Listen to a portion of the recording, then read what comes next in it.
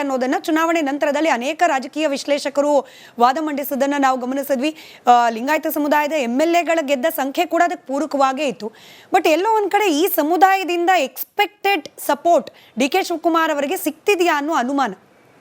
ನಾನು ಹೇಳ್ತಾ ಇದ್ದೀನಲ್ಲ, ಒಕ್ಕಲಿಗ ಶಾಸಕರು DK ಶಿವಕುಮಾರ್ ಮುಖ್ಯಮಂತ್ರಿ ಆಗಲೇ ಹಾಗೆ ಅಂತ ಹೇಳೋದಕ್ಕಿಂತ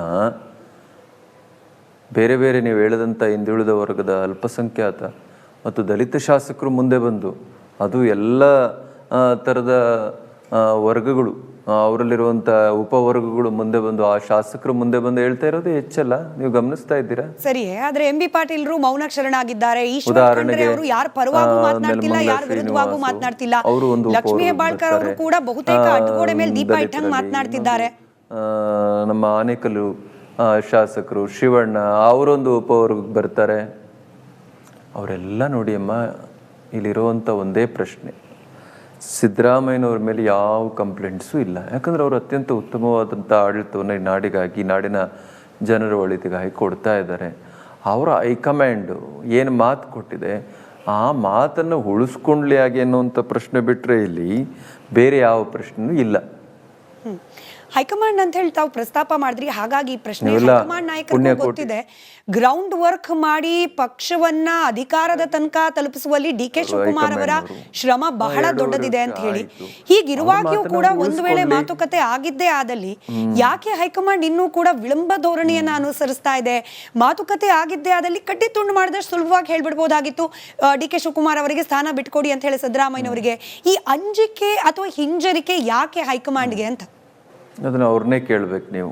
ಯಾಕಾಗಿ ಈ ಥರ ಡ್ರ್ಯಾಗ್ ಮಾಡ್ತಾ ಇದ್ದಾರೆ? ಇದು ಎಲ್ಲೋ ಒಂದು ಕಡೆ ಆಡಳಿತಕ್ಕೂ ಕೂಡ ತುಂಬಾ ತಪ್ಪು ಸಂದೇಶ ಕೊಡ್ತದೆ. ಆಮೇಲೆ ದಿನವೈ ಶ್ರೀಸಾಮಾನ್ಯರ ಜೀವನಕ್ಕೂ ಕೂಡ ಇದು ಎಲ್ಲೋ ಒಂದು ಕಡೆ ತುಂಬಾ ತೊಂದರೆ ಆಗ್ತಾ ಇದೆ.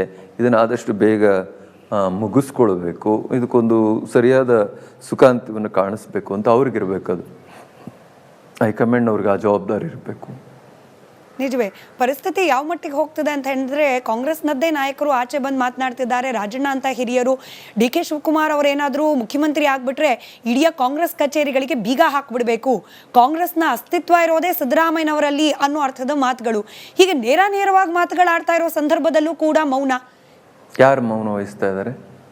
ಹೈಕಮಾಂಡ್ ನಾಯಕರು. ತಾವು ಹೇಳಿದಾಗೆ ಶಿವಕುಮಾರ್ ಅವರು ಒಬ್ಬ ನಿಷ್ಠಾವಂತ ಕಾಂಗ್ರೆಸ್ಸಿಗ. ಅವರ ಮೌನಕ್ಕೆ 100 ಅರ್ಥಗಳಿದ್ದಾವೆ. ನನ್ನ ಮಾತಿನಿಂದ ಹೆಚ್ಚು ಗೊಂದಲ ಆಗಬಾರ್ದು, ಗುಂಪಾಗಬಾರ್ದು, ಮತ್ತು ಅವರ ಪಕ್ಷದ ಹಿರಿಯರಿಗೆ ಮುಜುಗರ ಆಗಬಾರ್ದು.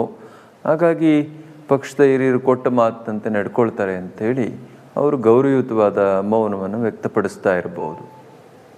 ರಾಜಣ್ಣ ಅವರ ವಾದವನ್ನ ತಾವು ಒಪ್ತೀರಾ ಸ್ವಾಮಿಗಳೇ? ಅಂದ್ರೆ ಕಾಂಗ್ರೆಸ್ ಕಚೇರಿಗೆ ಬೀಗ ಹಾಕೋ ಪರಿಸ್ಥಿತಿ ಬಂದ್ಬಿಡುತ್ತೆ ಒಂದು ವೇಳೆ DK ಶಿವಕುಮಾರ್ ಅವರು ಮುಖ್ಯಮಂತ್ರಿ ಆದ್ರೆ ಅನ್ನೋ ರಾಜಣ್ಣ ಅವರ ಹೇಳಿಕೆಯನ್ನ ನೀವು ಒಪ್ತೀರಾ?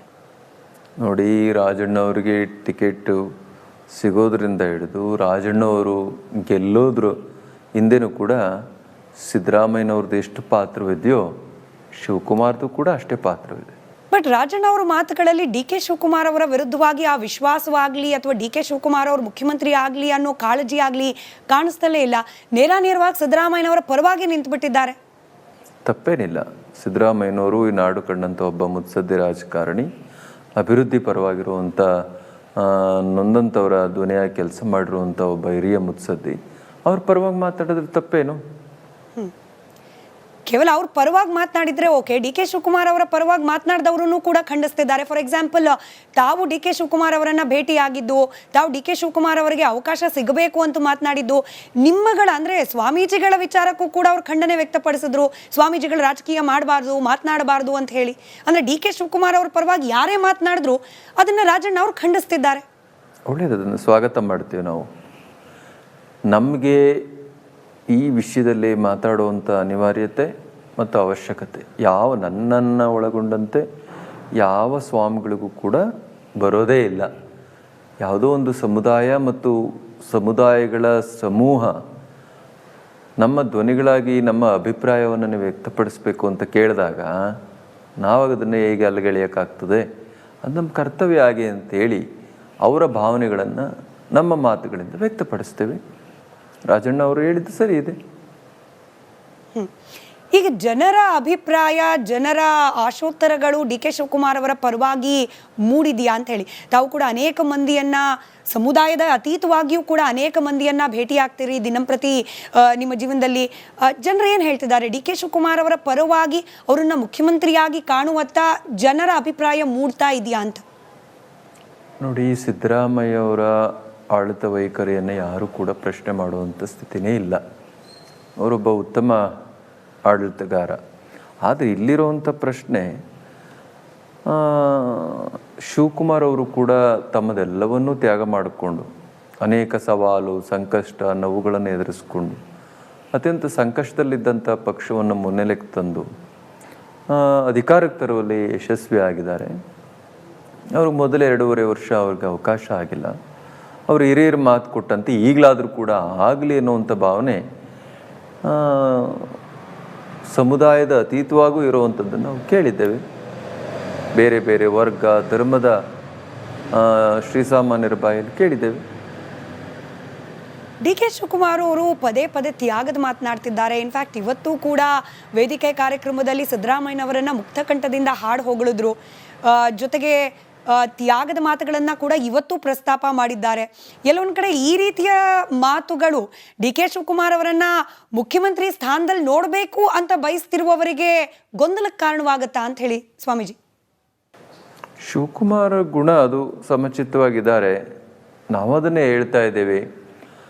ಈ ಸರಿ ಶಿವಕುಮಾರ್ ಅವರು ಒಂದು ಕೊನೆಯ ಆಪ್ಷನ್ ಇದು ನನಗೆ ಕೊಡಲೇಬೇಕು ಹಾಗೆ ಅಂತೇಳಿ ನಮ್ಮ ಸಮುದಾಯದಲ್ಲಿ ಮತ್ತು ಒಕ್ಕಲಿಗ ಸಮುದಾಯವನ್ನು ಪ್ರೀತಿ ಮಾಡುವಂಥ ಏನು ಸಮುದಾಯಗಳಿದ್ದಾವೆ, ಅವನ್ನು ಅವಲಂಬಿತವಾಗಿರುವಂಥ ಉಪ ಸಮುದಾಯಗಳು, ಬೇರೆ ಬೇರೆ ಸಮುದಾಯಗಳಿದ್ದಾವೆ, ಅವೆಲ್ಲದರ ಹತ್ರ ಕೂಡ ಅವರು ಅಪೀಲ್ ಮಾಡಿದ್ದೇ ಅದು. ಕಾರಣ ನಿಮಗೆ ಗೊತ್ತಿದೆ, ದೇವೇಗೌಡರನ್ನು ಮತ್ತು ಕುಮಾರಸ್ವಾಮಿ ಅವರನ್ನು ಈ ಒಕ್ಕಲು ಸಮುದಾಯ ಎಷ್ಟು ಪ್ರೀತಿ ಮಾಡುತ್ತದೆ, ಮತ್ತು ಅವರಿಂದ ಈ ನಾಡು ಅಭಿವೃದ್ಧಿ ಆಗಬೇಕು ಹಾಗೆ ಅಂತೇಳಿ ಬಯಸ್ತದೆ ಅಂತ. ಅದೆಲ್ಲವನ್ನೂ ಈ ಸರಿ ಬದಿಗೊತ್ತಿ ನನಗೂ ಒಂದು ಅವಕಾಶ ಕೊಡಿ ಹಾಗೆ ಅಂತ ಅಪೀಲ್ ಮಾಡಿದ ಮೇರೆಗೆ ಸುಮಾರು 16-17 ಜಿಲ್ಲೆಗಳಲ್ಲಿ ಶಿವಕುಮಾರ್ ಅವ್ರಿಗೆ ಈ ಸರಿ ಅವಕಾಶ ಮಾಡಿಕೊಟ್ಟಿರುವಂಥದ್ದು. ಅವರು ಒಂದು ಸರಿ ಈ ನಾಡನ್ನು ಆಳಲಿ, ಅವರ ಕನಸುಗಳು ಏನೇನಿದ್ದಾವೆ ಈ ನಾಡಿನ ಪರವಾಗಿ ಅದನ್ನು ಸಾಕಾರ ಮಾಡಲಿ ಹಾಗೆ ಅಂತೇಳಿ. ಹಾಗಾಗಿ ಸಿದ್ದರಾಮಯ್ಯನವ್ರನ್ನ ಗೌರವದಿಂದ ಮಾತಾಡಿದ್ರೆ ಅಥವಾ ಅವ್ರ ಬಗ್ಗೆ ಒಳ್ಳೆಯ ಅಭಿಪ್ರಾಯ ವ್ಯಕ್ತಪಡಿಸಿದ್ರೆ ಬಹುಶಃ ನಮಗೇನು ಅದೇನು ಅತಿಶಯೋಕ್ತಿ ಅಲ್ಲ, ಅದು ಶಿವಕುಮಾರ್ ವ್ಯಕ್ತಿತ್ವ. ಸರಿ, ಕಡೆ 2 ಪ್ರಶ್ನೆಗಳು. ಅವರು ಈಗ ನಾನು ನೋಡಿದ್ದೇನೆ, ದೇವೇಗೌಡರು ಸಿಕ್ಕರೆ ಅವರಿಗೆ ನಮಸ್ಕಾರ ಮಾಡಿ ಮಾತನಾಡುವಂಥ, ಅವ್ರ ಪಾದ ಬಿಟ್ಟು ನಮಸ್ಕಾರ ಮಾಡಿ ಮಾತಾಡುವಂಥದ್ದನ್ನು ನಾನು ಕಂಡಿದ್ದೇನೆ. ಹಾಗಾಗಿ ಎಲ್ಲೋ ಒಂದು ಕಡೆ ಅವರು ನಂಬಿದಂಥ ತತ್ವ, ಮೌಲ್ಯ, ಸಿದ್ಧಾಂತಗಳನ್ನು ಅವರು ಡೈವರ್ಟ್ ಮಾಡ್ತಾ ಇದ್ದಾರೆ ಅಂತೇಳಿ ಅನ್ಕೊಳ್ಬಾರ್ದಲ್ಲ, ಅವ್ರು ಹತಾಶರಾಗಿದ್ದಾರೆ ಅಂತೇಳಿ ಅನ್ಕೊಳ್ಬಾರ್ದಲ್ಲ, ಸರೆಂಡರ್ ಆದರು ಅಂತ ಅನ್ಕೊಳ್ಬಾರ್ದಲ್ಲ. ದೇವೇಗೌಡರು ವ್ಯಕ್ತಿತ್ವ ಕೊಟ್ಟಂಥ ಗೌರವ ಅಂತೇಳಿ ನಾವು ತಿಳ್ಕೊಬೇಕಲ್ಲ, ಹಾಗೇನೆ ಸಿದ್ದರಾಮಯ್ಯನವರು ಕೊಟ್ಟಂಥ ಗೌರವ ಅಂತ ತಿಳ್ಕೊಬೇಕಲ್ಲ.